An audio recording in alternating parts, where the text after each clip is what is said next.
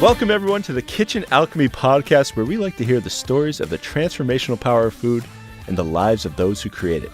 I am Chef Scott Guerin, your host, and I am the Research and Development Chef here at Modernist Pantry. And today, we have an amazing guest, Chef DavidPietranczyk of PolyScience in Chicago, Illinois. Dave's sort of a jack of all trades when it comes to PolyScience. He does everything from edit their videos for their YouTube, all of their culinary needs, as well as traveling the world showing off their amazing new equipment. We were in Australia, and we were conducting some visits, asking some questions about certain products, some top secret stuff that we're doing. Dave is also a sous vide expert. People think of sous vide cooking as a relationship of time and temperature. That's incorrect. It's more like a triangle between time, temperature, and thickness. So without further ado, here it is.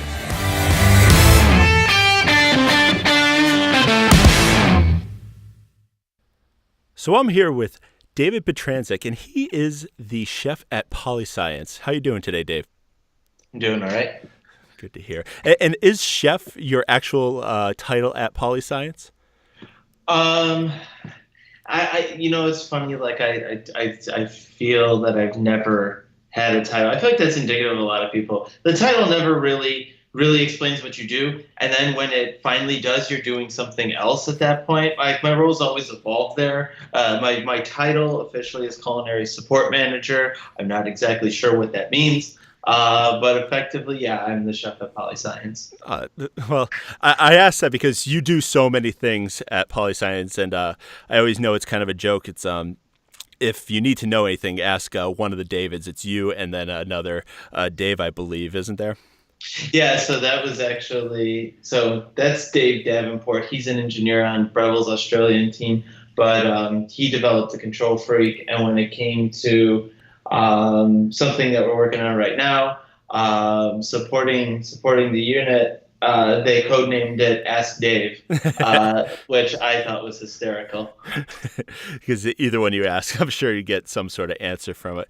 But you didn't start, obviously, at PolyScience. You had to do something beforehand. So we're going to talk a little bit about your journey and how you made it to such an amazing job. So what first experience did you have with food? Like, what is the one thing that stands out early on in life that made you want to be a chef? That's a great question, and I was trying to pin it back. And my mom cooked growing up. Always it was always cooking. We went out too, but specifically, I remember her cooking a lot, like every holiday. During the weeknights, her and my dad both worked, but she cooked a lot. And when I was entering high school, actually probably even finishing grade school, Food Network was sort of on the rise, and I was watching Emeril and Bobby Flay, just like, I don't know, she had it on and I was watching it, and then I kept watching Emeril and I kept watching it and I kept watching Food Network, and they were like, well, what do you want to do with your life? And I was like, I don't know, cooking. Like I was like, I don't know, I'm into that, I guess. And it was kind of crazy, like, so you can make things, like you can be creative, and that's like a job you can have. Because up to that point, it was like I was looking at my parents, and like they both worked. My dad worked in industrial tool supply, and my mom was a loan officer. So both desk jobs, and I was like, wait, so you can make things as a job? That's cool. And that's kind of how I got and like started to think about like, I guess, at some point I'd like to do something to do with cooking. So I guess that was it. And you talked about your parents cooking. Do you think maybe there's one dish that you can pinpoint that you had many times as a child? I know I have one, but did your mom or dad make something all the time, like maybe even once a week? No, it's not all the time. Well, okay. I have to answer your question directly. Everything came out of a can. And it was because, when they were growing up, everything was in a can. That meant it was, they grew up during, the war. And, so if it was in a can, it was safe, right? It was processed. It was whatever. So when we had green beans on the table as a kid, my pantry, I'll never forget, above the dryer in our laundry room, it was where we had our pantry, all our canned goods. There was jars of gravy, canned green beans, canned peas, canned corn, everything canned. Never a frozen vegetable in the house. And if there were ever a fresh vegetable in the house, I'd be stunned. So everything in a can. We always had canned vegetables. But if I had to point one dish out that I would say I'm romantic about, I actually had it yesterday. My mom's cheese potatoes. So this recipe within our house is legendary, and anybody who's had them is like, oh, can you bring those to whatever family thing it is? And now that my mom has passed, it's really great to be able to see that people care about that dish other than us, and we have the ties to it of my mom. So I'm happy to take it places and stuff and make it, but it's a recipe specifically that's been handed to the ladies within the family. Like, my dad doesn't make it, my brother doesn't make it, I don't make it. It's always because me or my brothers, it's always their wives. They get entrusted with the recipe, and that's the sign that you're in. So it's because again, nothing fresh. Frozen hash brown cubed potatoes, 2 sticks of imperial margarine. And I tell you, it has to be margarine to be authentic because God forbid we bought butter when I was a child. It was always margarine. And it has this weird salinity to it that if you use butter, even if you add salt, it's not the same. A can of creamed chicken soup, Campbell's soup. Yep. Sour cream and Cheese Whiz, and you mix all and a sautéed onion, and you mix all of this up, and you top it with Ritz crackers, and you bake it in the oven. It bakes and bubbles into this casserole, and I it's crack, man. Eating it, whether it's hot or cold. And I used to be big as a kid, and it's because I gorged myself on cold cheese potatoes. So that is the story of the dish that was the most romantic for me. It's the 100% opposite of a keto diet right there. so you told us that kind of drew you, to food service and being able to make something with your hands and your mind. And so what was your first job in a kitchen? So my first job in a kitchen was at a restaurant called Butter in Chicago. Has no relation to the Butter in New York, which everybody asks me. It was the reason I went there. I had done a bunch of stages. This was just during my first semester at culinary school. I'd done a bunch of stages, and everybody was kind of doing the same sort of thing. But at Butter, they were cooking sous vide. They were making phones and stuff like that, which at the time was very in. And they were the ones who I had staged with, who were they were doing just the ordinary. And I was like, okay, well, maybe I would like to go there. And I started there as an intern, and then it turned into a full-time job. And yeah, that's where it started. Nice. And how long were you there for? That's a great question. I think it was 7 months. What ended up happening, the restaurant was just ill-fated. I came on, and then one ill night during service, it was just, hey, we're done tonight. It's our last night. It's okay, so this is a thing that happens in this industry. Okay. Sometimes it is, yeah. Yeah. So the owners came, and it was the owners were never there, and if they were, it was for a reason. And so that was the end of Butter. But I kept in touch with all those guys. Everybody's on to amazing things. The kitchen had amazing talent. Okay, so I went there also because I had this dream of working at French Laundry, and the guy who was running it, literally up until the day that I started, his name was Ryan Poley. Now I think he's at Catbird Seat, doing cool things there. I was like, look, I'm going to go work for this guy. I'm going to learn this stuff, prove myself, and then, hopefully I can use it as a stepping stone to French Laundry. He left. There was an amazing pastry chef there who I'm still in touch with, Chris Harvey. He's got this brand called & Sons, which is just now launching in Los Angeles. Super sick pastry chef, wildly talented, crazy talented guy. Then there was Lee Wallen, who now he's part of Boca Restaurant Group, doing amazing things with them in Chicago still. He he went on to El Bulli, Le Manoir, 11 Madison Park. He was sick. And then Gaetano Narduli, who I ended up being sous chef for, he was at Schwa for a very long time, a really awesome restaurant in Chicago. And it was just a great group of talent in that kitchen, so I was really happy there. Yeah, you made obviously some good connections there.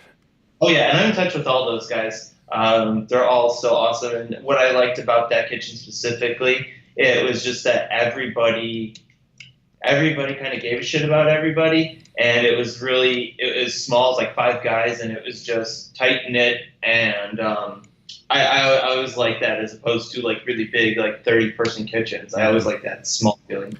Yeah, I was always in intimate kitchens too, and I like that because they become like your brothers. Like you go to war together some Saturday nights.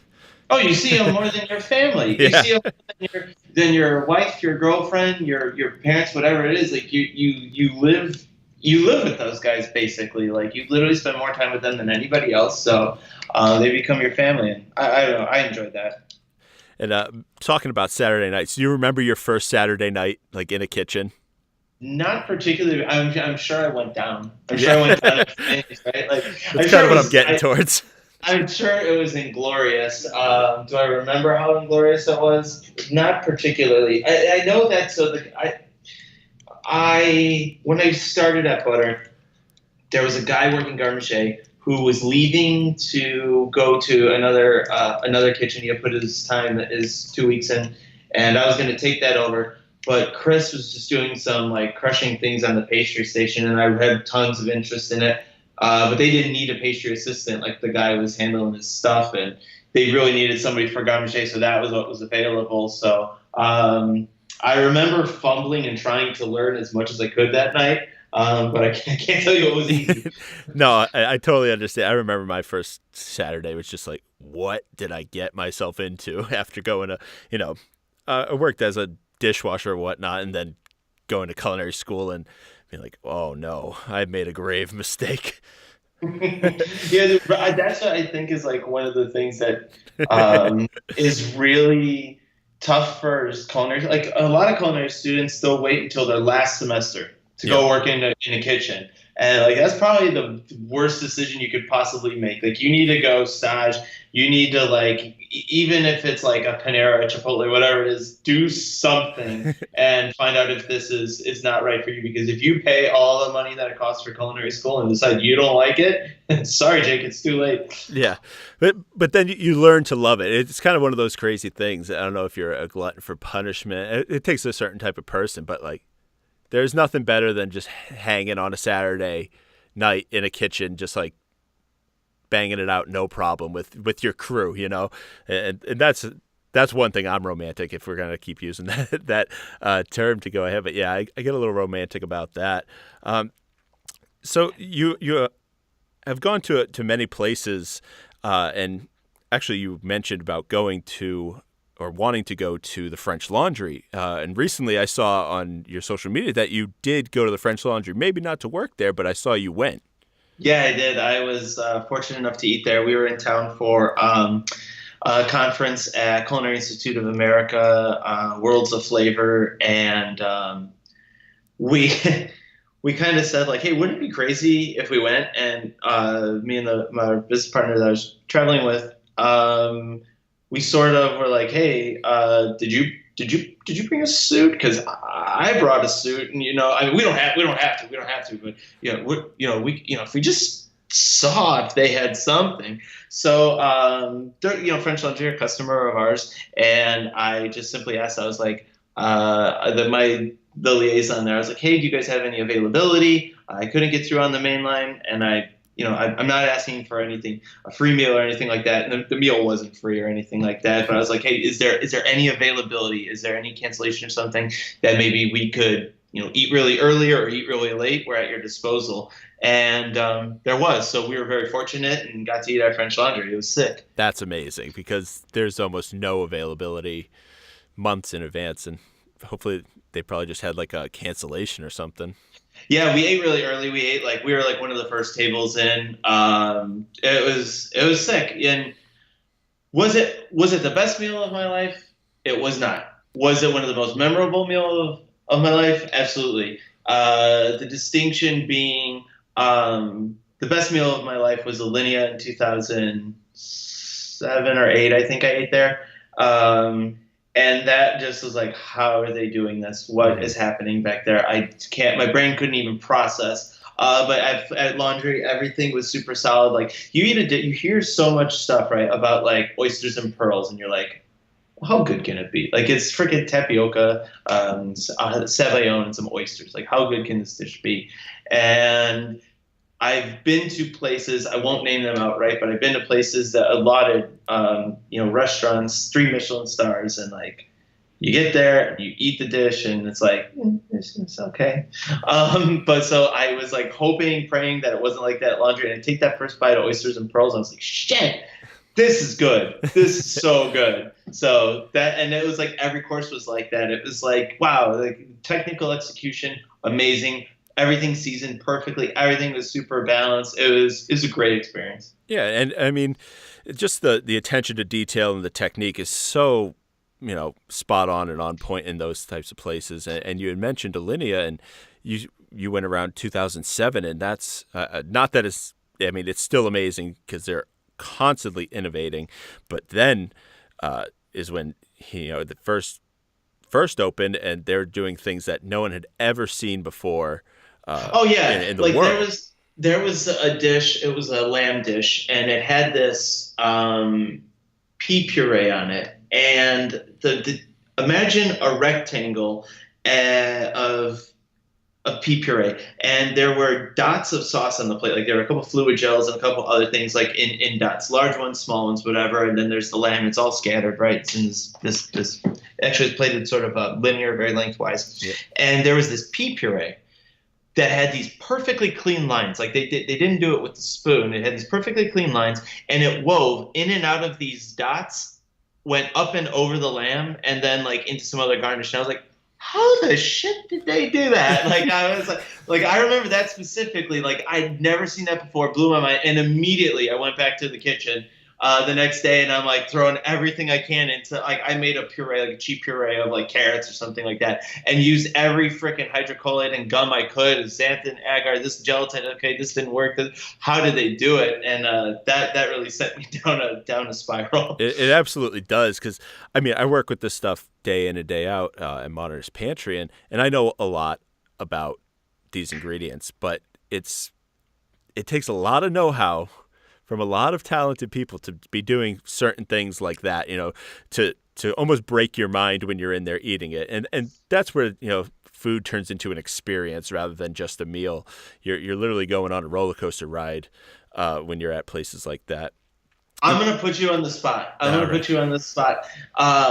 So in that same meal, because I've never figured this out, and I'm sure the recipe might actually be in the Alinea book, but I'm not entirely sure. So during that meal, at the end of it, dessert course, there is chocolate ganache that looks like it was extruded from like a toothpaste tube, and it had these curly cues in it, made all of these shapes. It wasn't the flexible chocolate ganache that they twisted.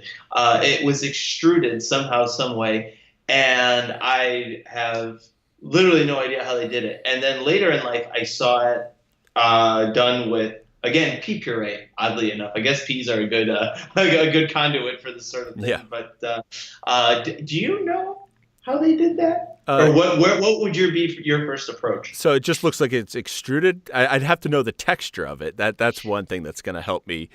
Well, like hopefully. It was okay. So if you imagine a ganache and it had this shine to it, I remember it had this sheen to it, like it glistened like it was like tempered chocolate that had been removed from something. It was, and then when you put your spoon through it, it was like it had nothing in it. It almost seemed just like a chocolate ganache, but it did these curly cues and had this structure to it that let it support its own weight. And I just have no idea how they did it.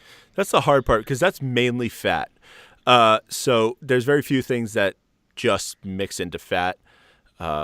So in my mind, you think glycerin flakes, maybe? That's what I'm going to. Either glycerin flakes, mono and diglycerides, or it could just be a beautifully made chocolate ganache that has liquid soy lecithin in it that helps with the sheen and holding it together to be able to do certain things. Or it could just be someone who's extremely talented and the ratios on that chocolate ganache are just perfect and they worked on it and worked on it. That at Alinea? No, you don't find that there. You don't find killer chefs there. Jeez. There needs to be, something to the shine is the thing that's really putting me off on. I don't know. And I wasn't there to see it, so it's difficult for me to really put something on it. But yeah, monodiglycerides, white, keep it together, obviously at a lower chocolate concentration. So look in the book. It's somewhere in the book. But yeah, I mean, Stupak was there at the time, I believe, and he was crushing it. So yeah, it could have just been technique over everything else. I'll have to pop open the book when I get home. But yeah, absolutely. Yeah. We'll have a conversation off air about it. Sure. I'm sure we could go down this hole for a little bit. We have before at many conferences. So talking about like these techniques and whatnot, like, is there something that's really stuck with you? It doesn't necessarily have to be anything like the chocolate we just talked about, but a technique that you would use to show off or show your skills, any day of the week. Working clean. Yeah. That was one thing that I always picked up. I mean, that's not probably what you were going for, but I think that's something that I've always taken with me. And it happened in two places. I was it happened to me at Butter. I walked away from my cutting board or something like that. And my station was just a wreck. It was a total train wreck. And I came back to it, and it's funny. Oh my God. So Gaetano, the chef I was with, he comes back and I hear him. He's pounding like this on my station. And I'm like, what the hell's going on here? And I come back and he's like, chef. And I'm like, oh shit. And he's like, is this how you leave your station? Is this, he just tore into me. And I was like, from that point on, I kept my station really tight. And then I was back in school because I was working at Butter and going to school at the same time. And I had put a pot. It was a clean pot. In my defense, it was a clean pot. It was cold, nothing in it. And I had placed it on my cutting board and walked away. And one of the chefs freaked out and was like, this is the reason you're going to fail this semester. It was literally the first day of the class with this guy. And he tells me I'm going to fail. And I'm like, this is awesome. What the hell did I get myself into?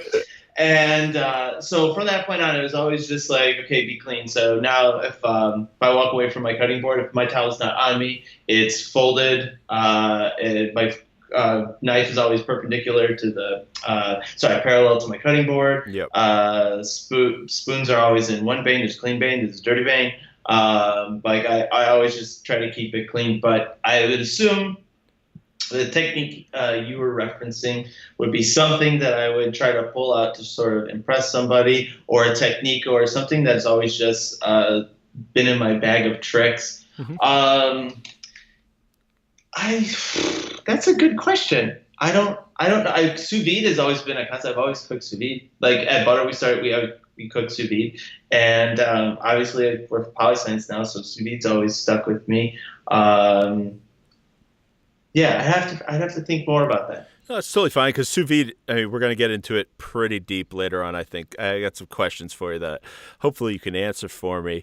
But working clean is a huge part of what we do. And I always talk, because someone said this to me once, and I always used it when I was a teacher, was cluttered station, cluttered mind. Oh, yeah. So your station needs to be in tip-top shape. So when you turn around and you got tickets to look at, or you got to remember some stuff, you don't have to worry about, I knocked over my chives, or I did this or that, and everything's where it needs to be at all times. And that really just comes back to doing really good mise en place. Oh, yeah. And I was never great at mise en place, to tell you that. I'm not the fastest cook. That's 100% sure. My strength was always and continues to be thinking. And past Butter, my job at the restaurants that I worked at, a good deal of it was, okay, I need you to ideate, or I want to be able to come to you and be like, I need a recipe for celery soup. Yep. Go, just make it. And they put me on a lot of that. Every place that I did put me on that, and I really liked it. I like being able to create. I'll tell you one technique that I saw recently, or that I did recently, that was cool, and it was cool enough. Well, actually, okay, let's get into it for just a moment. So at Worlds of Flavor, I had to demonstrate the Control Freak, and I wanted to do something. At these things, I always try to do something simple. It's me prepping, and that's it. Then I got to feed 1,000 people, so I'm like, all right, I'm not going to go crazy. I don't have a team of cooks with me, so like, I wanted to do, and in my head, I guess this is more like a psychological thing, but like, I look at other chefs, and I look at chefs that I talk to frequently, like yourself or Jamie at Culinary Vegetable Institute or Shola Studio Kitchen.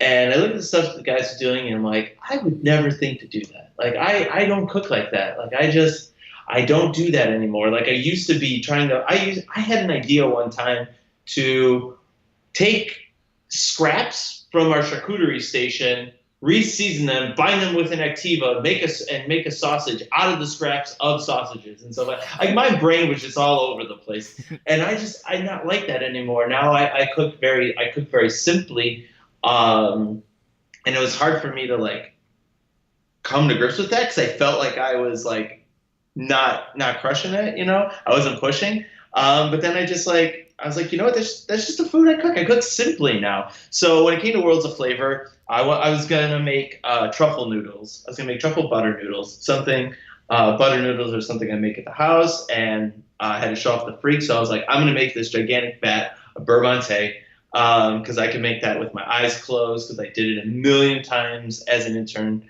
And I was like, I'm gonna do that. So I made this gigantic batch of beurre monte, but in it I put a little bit of xanthan gum in water. Yep. You get that warm, and then you add liquid soy lecithin to the butter, blend them together. If you have an ultra stable butter sauce, you can boil it, you can thaw it, it's bulletproof. It's literally bulletproof. Season it with some truffle, and I make fake truffle out of mushroom d'Uxelles. You make a mushroom d'Uxelles, put a crap load of truffle oil in it, dehydrate it, and then it looks like truffle, and then we put some actual truffle in it, and made these butter noodles with some parm and microgreens, and it was really awesome. And one of the chefs that was there was like, how did you do that, beurre monte? And like, I thought that it was simple, but there was another chef who was like, how did you do that? It's amazing. I use beurre monte in all my restaurants, and like, I would love to be able to reuse it. So I told him, and then Jamie from Culinary Vegetable Institute, this guy is making, I can't remember exactly what he said, but he did a dish with caviar, cauliflower, I think white chocolate. And he's like, yeah, we've been there before, but I did this, and it was really unique, and I don't exactly remember what it was. So this guy's, he's pushing. He comes over, and he says, I liked it. It was very homey. And I was crushed. I was shattered. I was like, because I look up to Jamie. I'm like, this guy's a badass cook. And he just told me my food was homey. And I'm like shattered inside. And then a couple of days later, he was like, hey, how did you make it? That was really tasty. And then I realized that was actually a compliment. Yeah. And I felt so good. So yeah, that was a technique recently that I explored that actually had really great results. Yeah, I've seen the bulletproof beurre monte, I'm pretty sure before, right? In Modernist cuisine. Yeah, it works. It works amazing, and it's great for like poaching in too. Mm-hmm. So, in talking about going there and doing that, you are traveling a ton these days. Yeah, I know you're trying to get the word out for PolyScience, and we're getting there. And what amazing kitchens have you been in since you've been doing this traveling? Amazing kitchens. Do you mean to talk to them or talk to them, show off a control freak, anything, you're that's out there. Opened up a lot of doors. Yeah. Like Grace, they're not open anymore, sadly. But Grace, I go to a Linea group regularly. We'll speak with them. Who else? I guess technically, it got me through the front door of French Laundry. Lots of places, lots of cool kitchens. It was actually really interesting. I was interested in Australia, and there was a restaurant there. Whoever's listening to this, if you don't know who Federico I'll mispronounce his last name, but the restaurant was Lumi Dining. And this place was sick. So we were in town, we were in Australia, and we were conducting some visits, asking some questions about certain products, some top secret stuff that we're doing.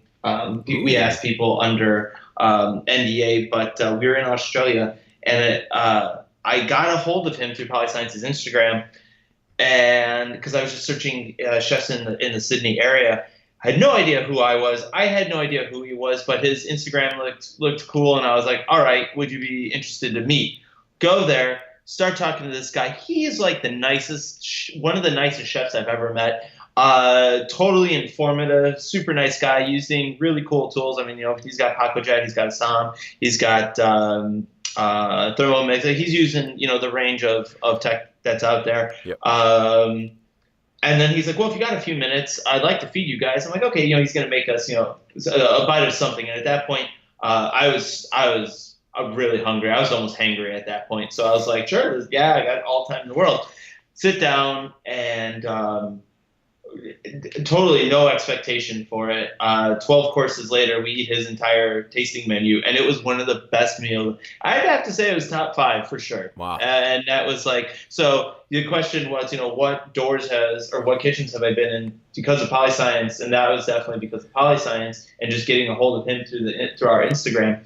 And that was really crazy experience. That's amazing. And you learn so much just like going and seeing people's food in different places. Are there any, innovations either in technology? I mean, you got the handle on that, or let's say technique or ingredients that you're seeing being used a lot? Fermentation is what's hot right now, right? Like everybody's fermenting everything. Even I'd have to say we might even be a little bit past that point. Yeah. Koji came and went.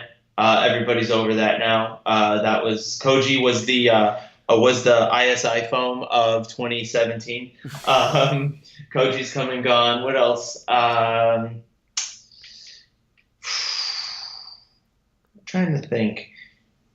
As far as tech goes, that's really in cooking over fire, live fire. That's a huge thing right now. Everybody kitchen that I go see, this is our hearth. This is my hearth. We built this hearth. I can say hearths are the thing now. What else? Hearths, fermentation. What else is hot? I think hearth is a good one to let's stick on that for a second. Do you think that char is a thing that's really being used? I mean, not necessarily as an ingredient, but as a flavor profile for many things, like burnt or charred is like a new horizon. I think it's definitely being used. Like when I was cooking, there were never. You didn't burn food. You didn't burn food on purpose. And now people are. You'll see like an onion that's been cooked sous vide or pickled, whatever it is, and then they'll pat it dry, stick it in a ripping cast iron pan or on a plancha or whatever it is, and burn it.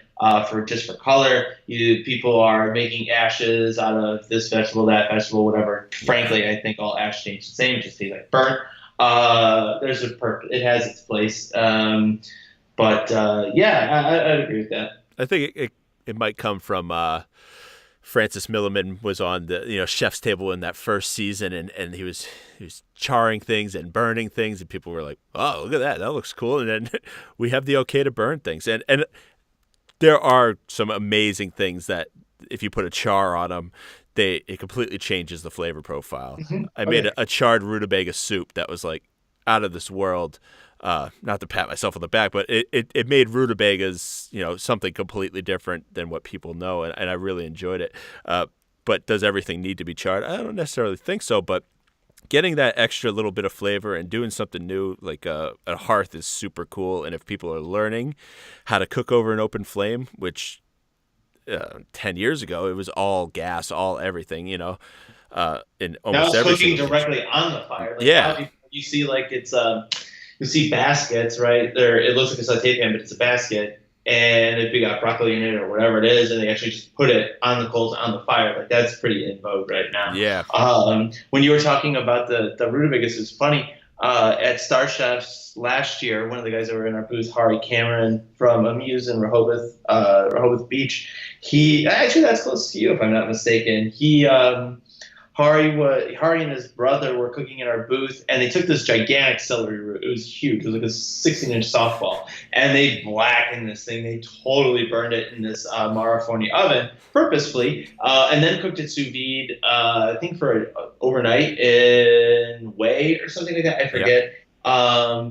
But then peeled away all that burntness and such in that char, and it had this really unique, in a good way, flavor. It was really awesome. Yeah, I've I've done the exact same, not the exact same thing, but I've charred celery root and then made a puree out of it. So it's like this kind of grayish silver puree that goes on a plate. And when you were saying that, I was like, oh, I'm not the only one. So with all these, things that are in vogue and these ingredients and this tech, if you had, let's say, a dream kitchen, what 3 things would be your first purchases for that kitchen? And this is a dream kitchen. There's no budget. There is, infinite amount of money. First is a centrifuge. I would love to have a centrifuge. At least 1 liter capacity, refrigerated. That's one thing. 2, I've been trying to ask PolyScience, trying to campaign for centrifuges for years now. We're just not selling them. We never will, but I'm trying. I would really want a centrifuge. I'm looking at 2 of them right now. I love centrifuges. Super cool what you can do with them, but also I feel like they're a piece of tech that serves a purpose. I mean, what you get, the clarity of liquids that you get out of them while keeping flavor. Yep. It opens up some really awesome creative possibilities. So I think a centrifuge for sure.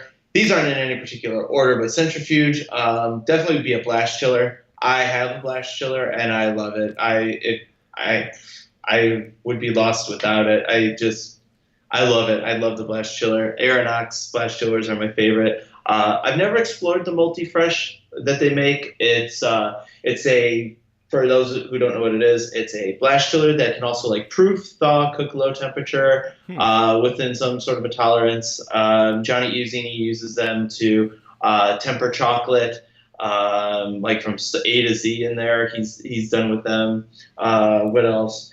It's a ridiculous blast chiller with other capabilities. So I would have an Aeronox multi-fresh centrifuge, and then if I had to pick one other thing. The question was the first 3 things that are getting put in there. Well, if you have a 4th, it sounds like you have a 4th chamber. So here's the list of it. So I won't go into depth about these things, but induction, I think induction cooking technology is amazing. So I have built my own kitchen, and I love cooking on induction. I don't think I would go back to cooking over gas. When you've got 240 volt at your disposal, cooking over induction has a lot of balls. So I think induction's great. Sous vide cooking, I love sous vide cooking. Obviously, I'm well versed in it. That'll always be part of my repertoire. I would love to have a Paco jet. I never had one. I've been in kitchens that do have them, but I've never personally had one, and they're amazing. The technology in those is great. And then I would also love a Bicotan grill. I love a Bicotan grill. Yes. With those things, a few spoons, bowls, and a cutting board, I can take over the world. That's all. And we're talking a lot about tech and whatnot. So I think we should work our way into how your journey kind of brought you to PolyScience. As funny, in a recent Facebook conversation as late as last night, I was debating this with my brother, and my go-to answer for this is just sheer dumb luck. I was a huge fan of PolyScience. I almost got a PolyScience tattoo, and it's funny, there are people who I've seen through work who have PolyScience tattooed on their body. Whether it's our logo, our circulator, whatever, I've seen PolyScience tattoos out in the wild. That is a thing. And I almost had one myself. I backed off that ledge. But I was a big fan. And I was just up for a life change. I was up for a life change. I was sort of done cooking. I was sort of burning out.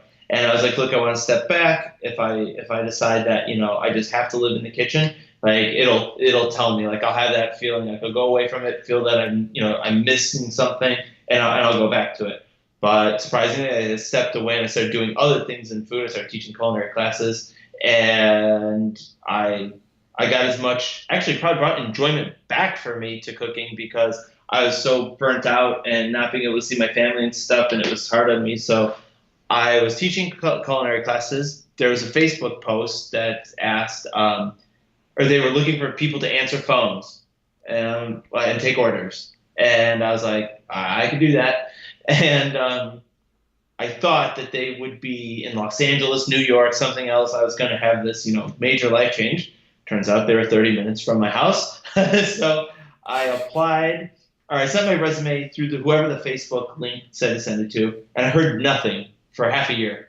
And then, like, one day out of the blue, they were like, "Are you still interested?" I'm like, "Well, yeah." So I went, I interviewed, and I was like, "These people," like, it was an office, like there's cubicles and all this. I'm like, "This is not my world. I am not from this. There's no way I'm getting this job." But the woman who interviewed me had a PolyScience mug sitting on her desk, and I'm like, it's taking everything of me to not ask her if I could have a mug, because I was sure I was never coming back. They'd never hire me. I'm like, I want this PolyScience mug. I got to have this.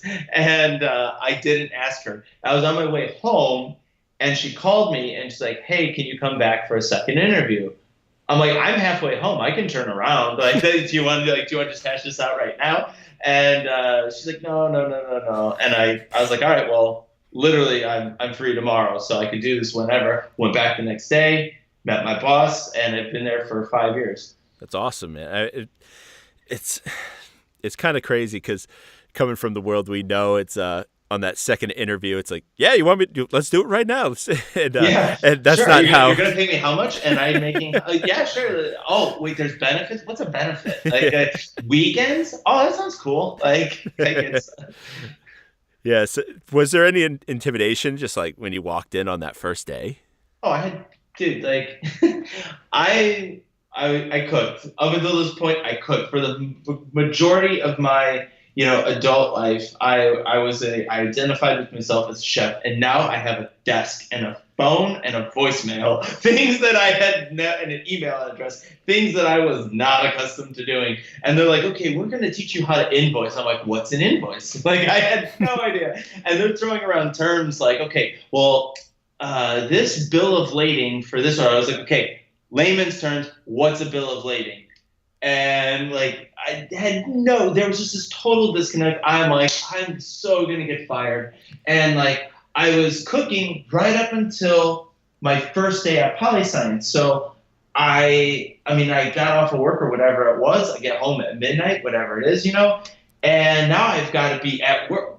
I was used to being at work at 10, noon, whatever it was.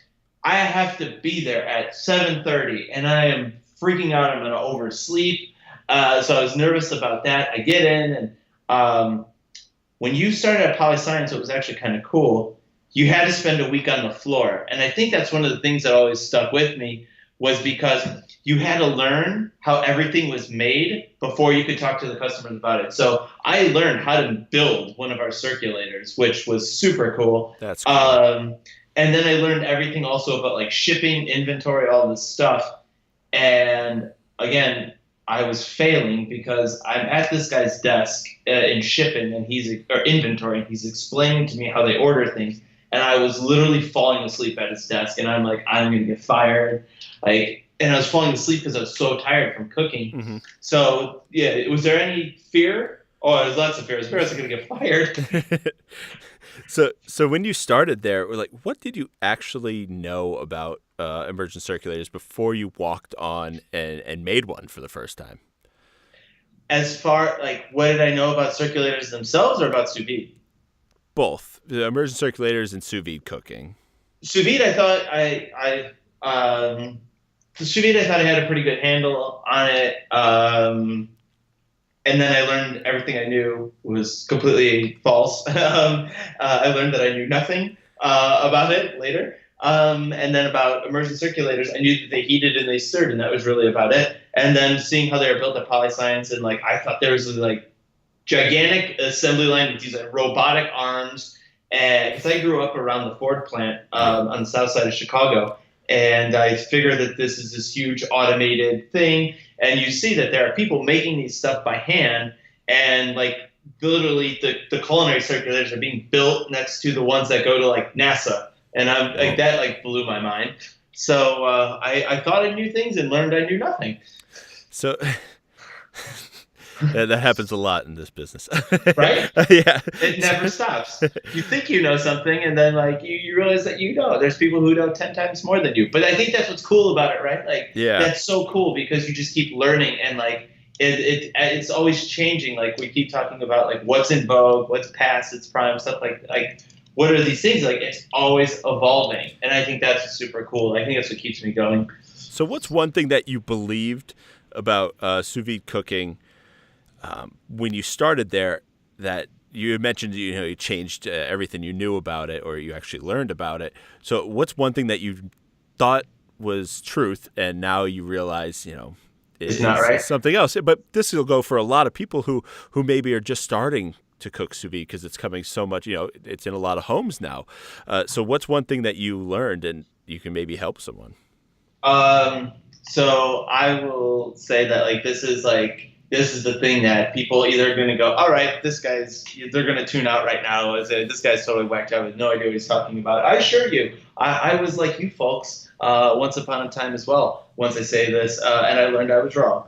So about sous vide cooking, the thing that I thought I knew that I learned was wrong was that to approach something and say, I'm going to cook this product for this amount of time is totally incorrect. That is not an appropriate approach to cook sous vide. For example, there are millions of chefs that I ask, and I won't name any, but they'll say, I cooked this steak for an hour at 55. Great. That's not correct.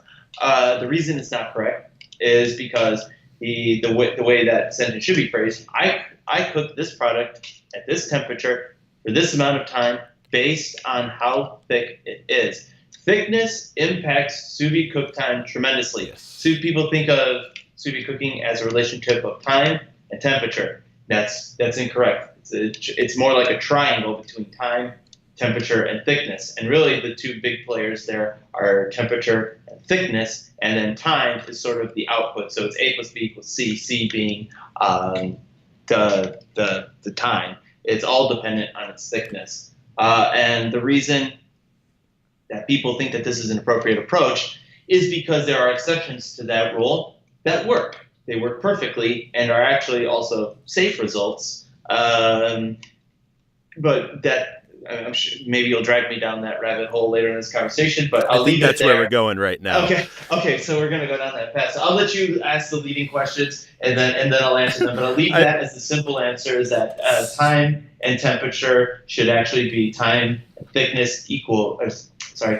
and thickness equals time. Yeah, so people, I guess, don't necessarily factor in heat penetration, so it needs to be able to get through to the center of the meat is what you're basically saying. So obviously a thicker cut will take a lot longer. Explain why that is to our listeners. Okay. So here's the thing.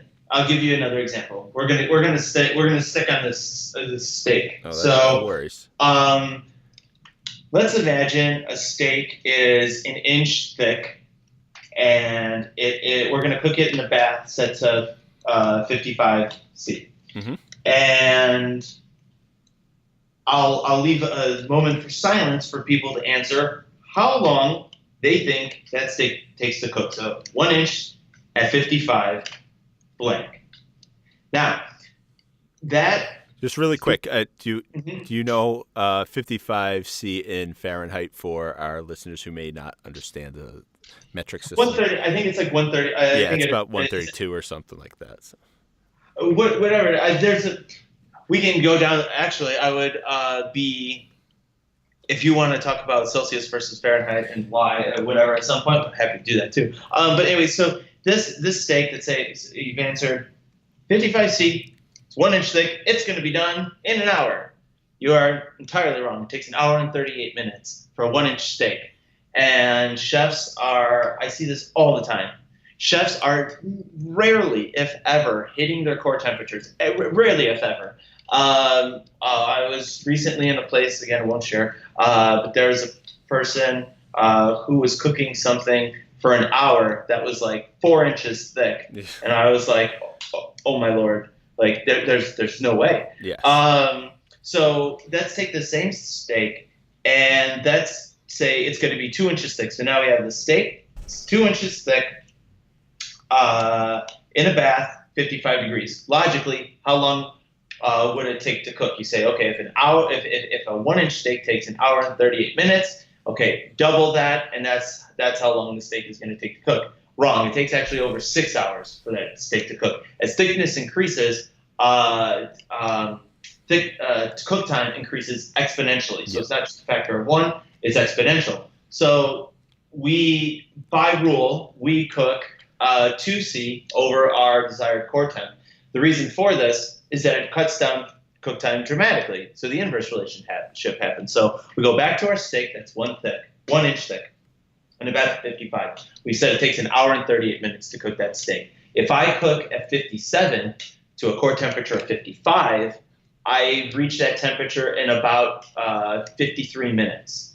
So going from an hour 45 to 53 minutes simply by raising my bath degrees 2 degrees over core. So these are things that like people don't know. And actually one thing that I'll be developing content around this year, because that's one of my things I do. I work in developing content for us, is to sort of get that message out. We have the PolyScience sous vide toolbox, which this is how I learned this. This is how it was explained to me. It's an app on iOS store. I think it's like $5. Sorry, it's not for Android users. I'm not even going to go down that. Like people will hate in the comments below or whatever it is, this podcast, but sorry, it's only for iOS.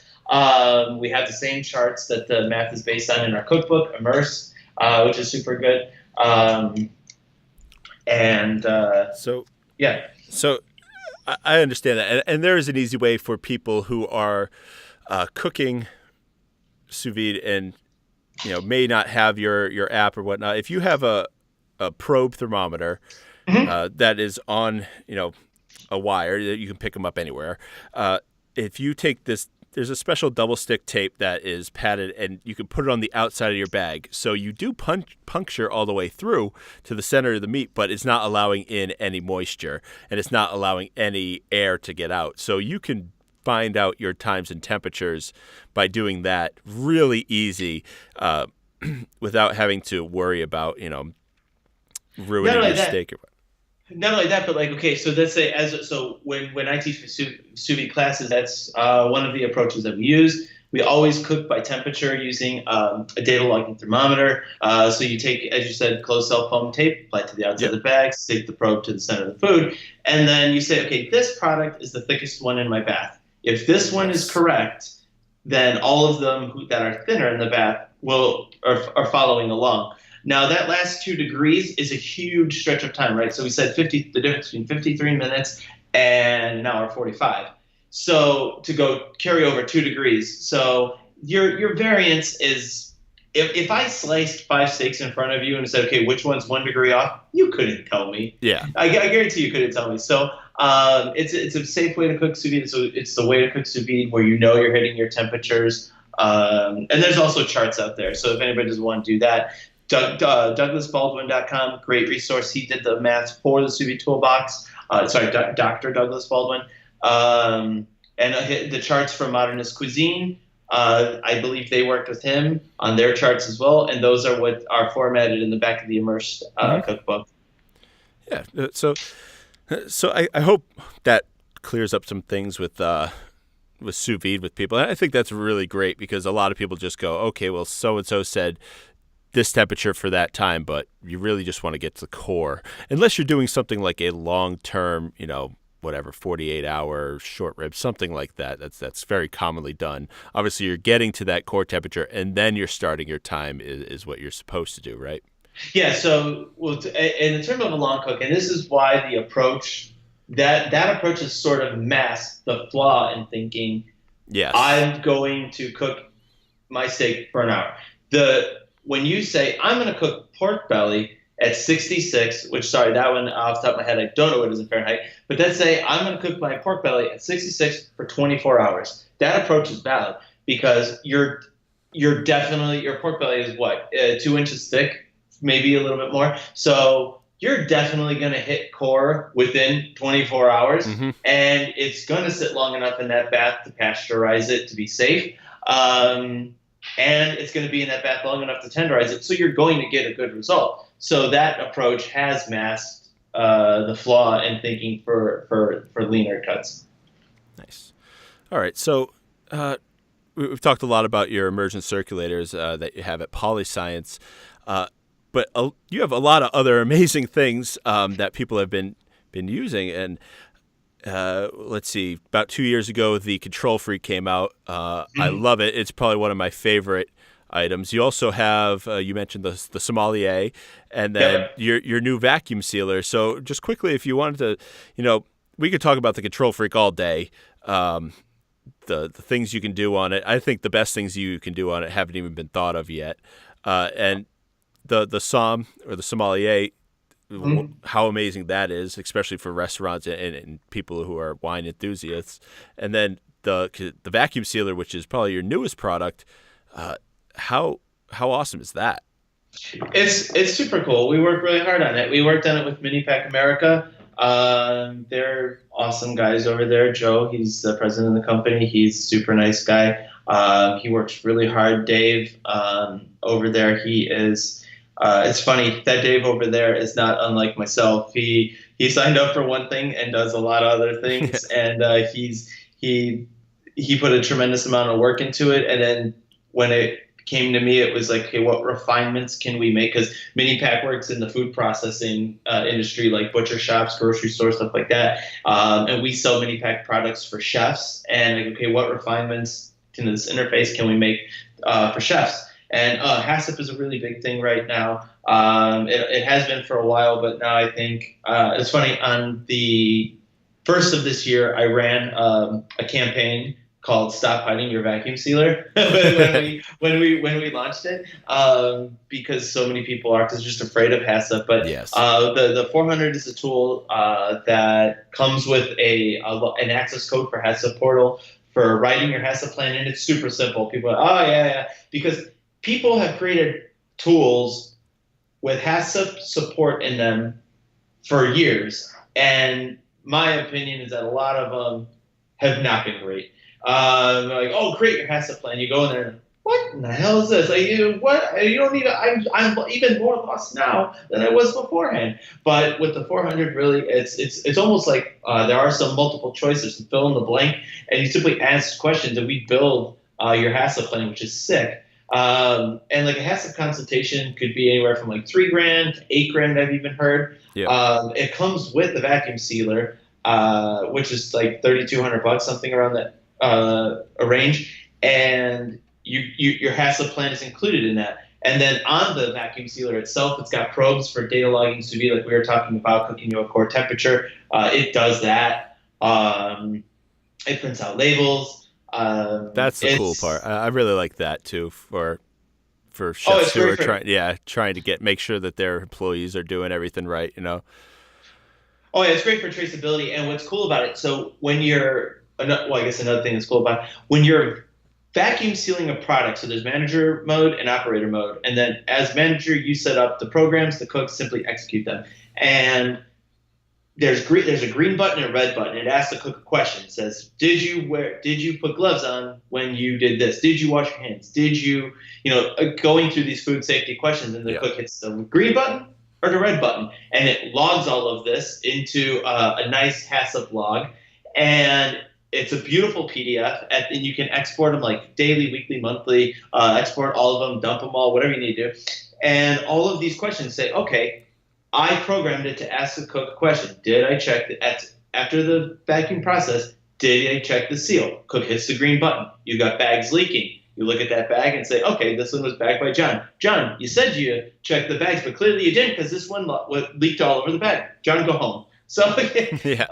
it's awesome. The capabilities of that machine are crazy. So I briefly want to tell people what HACCP is, because if we have non-chefs listening or non-food service people listening, it's hazard analysis critical control point. So what it means is your safety through the flow of food. So when the food comes in the door until the food comes to you at the table, it's there, so it is logged to be the safest food possible. So the multiple choice questions I haven't done. I don't have one of your vacuum sealers yet. Wink, wink. But I'm sure the multiple choice are, like you said, did you wear gloves? Did you do this? Do you need to temp to a specific core temperature? Things like that. And then the critical control points are, if that didn't happen, what's the corrective action? What do you need to do to fix this mishap? Some of the times it's just throw it away because now it's contaminated, etc. Right. But these things are there to help people, have the safest food possible, and restaurants have the safest reputation possible. Right. So these are great things to have in place, and someone's doing them with ease, because someone will say to a cook, make a HACCP plan, and they have no idea what HACCP means. So I'm really excited about that. I think it's a really great tool. Well, I think that HACCP is it can get really out of hand. It can get very complicated, and that's why that cooks are hiding the vacuum sealers and stuff like that. Like, you didn't want to deal with it. And not that food establishments that don't have a HACCP plan aren't safe, because they can practice safe food handling practices and stuff like that. But specifically, the health department will look for these logging of all these things if you've got reduced oxygen packaging happening, aka vacuum sealer, or you're cooking at lower than FDA recommended temperatures, aka sous vide, or low temperature cooking, in a rationale, something like that. So, or combi oven. And it's a huge strain on these restaurants that got 5 guys who, get in at 10, and they've got to crank out a ton of mise en place before people start coming in, and then they go through that burden. So it's a huge burden. So it's a really cool tool that, takes away that stress. Yeah, it must be really cool, to develop it and see these things come to fruition, which are probably going to help a lot of people. So we're going to wrap up a little bit, and I just wanted to talk. You had mentioned the Control Freak, and I mentioned that the best things on it haven't been discovered or made yet.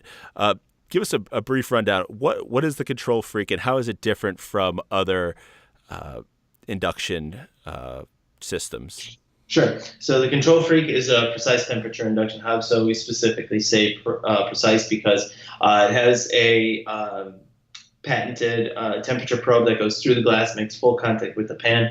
It's able to maintain temperature within a single degree. It also has what we call probe control. So whereas traditionally you would stick a temperature probe into anything, chocolate, sugar, a stock, puree, whatever it is, and it would say, hey, I'm at this temperature. And then it's on the cook. It's based on the cook to make decisions on whether to turn that temperature up, down, keep it there, whatever.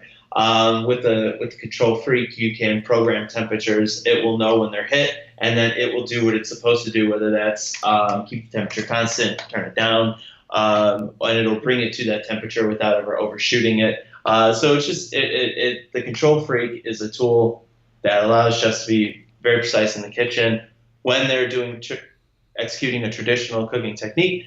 The problem is, I don't think chefs, I would say the challenge that we're facing is that chefs haven't really, this is a new way of thinking. Like, why would I need to be accurate when I toast sesame seeds? Why would I need accuracy when I am searing a steak, right? You get a pan hot, you put your hand over it, you feel that there's a radiant heat, you throw the steak in there and it gets brown. Why would I need to apply accuracy to that? And the simple answer is consistency. There's no reason that the guest who walks through the door at 5 o'clock should have any different experience than the guy who walks through the door at 7:30 when you're in the weeds. Yep. So, and then as far as streamlining or consistency throughout prep, toasting sesame seeds is another example. Like I throw them in an oven. Air stability is not always really great. Here they're making contact with the pan. Every time I toast my sesame seeds, they always look the same. It's just consistency throughout the product. And chefs are quite barbaric in their approach sometimes. And because that's how we've had to cook. We smell things. We listen to the sizzle. We hear things. We see things. We use all these organoleptic cues to tell us what our food is doing. And we've never really tagged on temperatures to those things. And now that this is available, it's a challenge for chefs to figure it out. So we're in the midst of Control Freak right now, and that's our baby right now. We're trying to produce content for that to get that message out. I love the Control Freak. I've been using it for 2 years. It's my go-to in my kitchen, especially if I have to do a bunch of different things. I know I can toss it on there. I know my temperatures. I can just set it, and in no time, I have the exact product that I know, and you program your recipes right in there. So if you do have people who are working for you, if it's someone new and you throw them on an omelet station, you don't want brown omelets going out. So you set a temperature and a time, and it tells you exactly, them when to flip it, when to fold it, when to do anything, and you don't have to worry about your customers getting a poor product. And not every person making that omelet is a trained chef. Yeah. And I don't want to say skilled, because we were doing that for a little bit. And just because, let's say, there are kitchen workers who maybe English isn't their first language. We don't want to call that unskilled labor, right? Because they can bang on an omelet probably better than I can. Yeah. At this point, definitely. So let's say, there's, or whoever it is, or maybe someone in a healthcare facility or whatever it is, cooking is not their core competency. But they employ a chef to put a menu in place and things like that, and it teaches these people who, again, just cooking isn't their core competency, but become good at it. The Control Freak, it takes that learning curve off. Yeah. So, I think we've gloated about the Control Freak, and it's an amazing product, and it creates amazing products.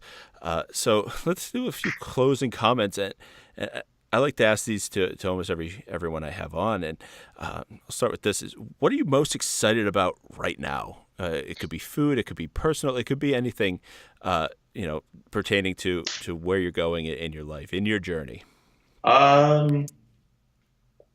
I don't know. I'm really into photography. That's the thing that excites me right now. Photography and videography. I do it for work. I do it personally. I do it for myself. I have a separate business called Flavorbound, and I do photography and videography.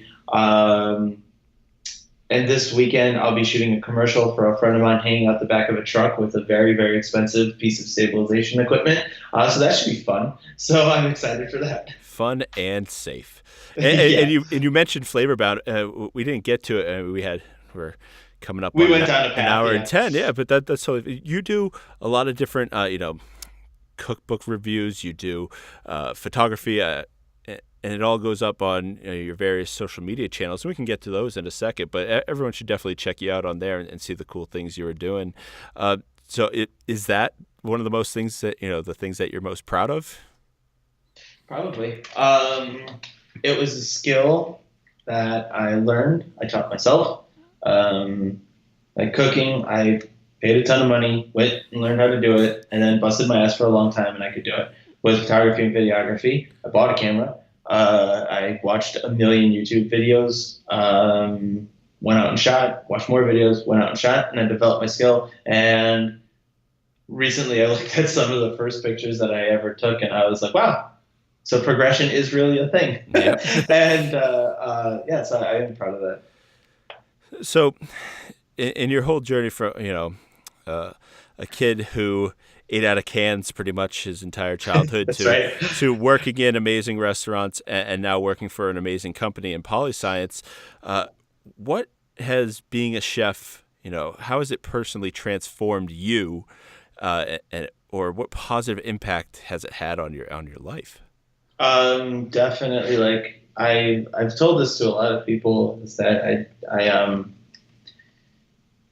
when you cook in a kitchen, there are things that it doesn't really prepare you for the office life. As I said before, I gave you a million examples of my first day at PolyScience, but it prepares you. Like, you have this sense of urgency. You have this sense of making sure that whatever you do is 110%. There is no other way. There is no shortcut. It's great or it's not.